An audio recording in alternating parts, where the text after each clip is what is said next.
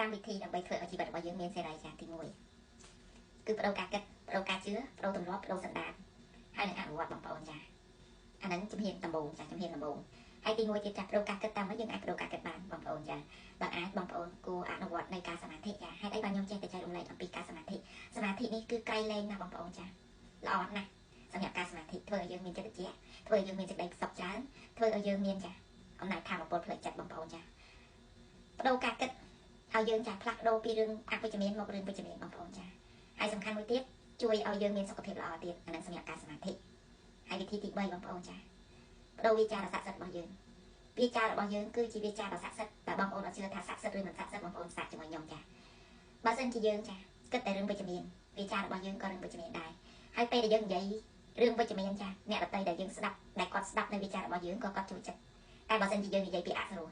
វាចាអវិជ្ជមានចាតែជេរប្រមាថនិយាយដើមមាក់ងាយគេចាសួរថាអ្វីត្រឡប់មកយើងវិញចានិយាយទៅមិនបាច់ចាំខ្ញុំរៀបរាប់ទេបងប្អូនចាសូម្បីតែបងប្អូនគិតក៏ដឹងដែរហើយសូម្បីតែក្មេងនៅទូចក៏គាត់អត់ចង់ស្ដាប់ដែរនៅរឿងរ៉ាវអវិជ្ជមាននៅវាចាដល់អសរោះជេរប្រមាថជេរប្រតិចអីហ្នឹងនិយាយដើមចាក់ដោតធ្វើឲ្យគេខឹងស្អប់ចំណែនឈ្នានេះចាហើយសម្រាប់ទី4បងប្អូនចាទី4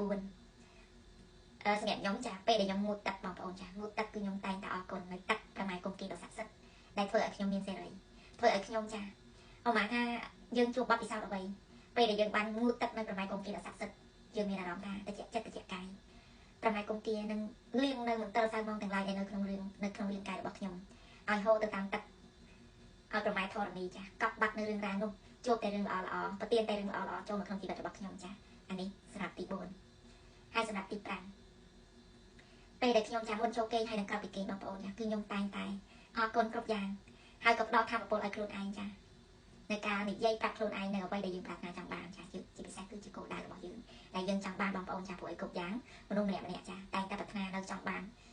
នៅរឿងអ្វីដែលយើងមិនទាន់មានចាប៉ុន្តែមុននឹងចង់បានចាគឺយើងជឿទៅសិនយើងដាក់គោលដៅយើងជឿហើយយើងនិយាយសាំដែរជានៅរឿងកដែលនោះបងប្អូននឹងទទួលបានចាអានេះគឺជាបទពិសោធន៍របស់ខ្ញុំចាទី1គឺយើងបដូរការគិតបដូរការជឿបដូរទម្លាប់បដូរសន្តានបដូរនិស្ស័យរបស់យើងចាបដូរការអនុវត្តហើយទី2គឺយើងចាចេះបប្រតិបត្តិនៅក្នុងការសមាធិបងប្អូនដើម្បីឲ្យចិត្តរបស់យើងចិត្តត្រជាក់ចិត្តស្ងប់មានពន្លឺមានក្តីសុខមានធម៌ពលផ្ដុំចិត្តមានសុខភាពល្អចាអាហ្នឹងកិច្ចនៃការសមាធិបងប្អូនចាហើយសម្រាប់ការសមាធិនេះគឺយើងអត់ចាំបាច់ទៀមទាចង់បាននេះចង់បាននោះអំពីការសមាធិទេលោកឲ្យចិត្តបន្ទន់កាយជឿតាមការត្រាស់ដឹងរបស់គុណព្រះសម្មាសម្ពុទ្ធជាម្ចាស់ដែលព្រះអង្គបានដឹកនាំបង្ហាញផ្លូវឲ្យ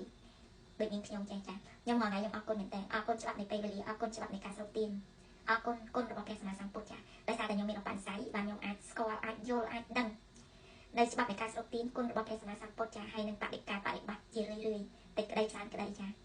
ជាកន្លងផ្លូវកោចររបស់គុណព្រះសម្មាសម្ពុទ្ធជាម្ចាស់ហើយសម្រាប់ទី3ចាទី3គឺនិយាយប្រាប់ខ្លួនឯងចាងូតទឹកចាទី3គឺងូតទឹកទី4ចាមុនពេលចូលគេងហើយនឹងក្រោយពីគេងដើម្បីឲ្យជីវិតរបស់យើងមានសេរីបងប្អូនអនុវត្តតែប៉ុណ្្នឹងហើយព្យាយាមចាផ្លាស់ប្ដូរនៅគំនិតអវិជ្ជមានមកគិតនៅរឿងរ៉ាវល្អច្រើនចាបងប្អូននឹងទទួលបានយ៉ាងពិតប្រា